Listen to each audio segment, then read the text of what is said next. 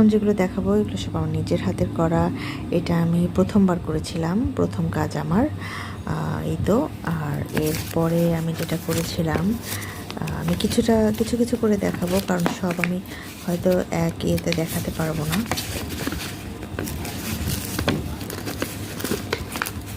এই তো, আজকে বড় পাতার দেখাই, এরপর হচ্ছে যেটা পেইন্ট করে করেছিলাম সেগুলো পরে দেখাবো। এটা খুব ছোট।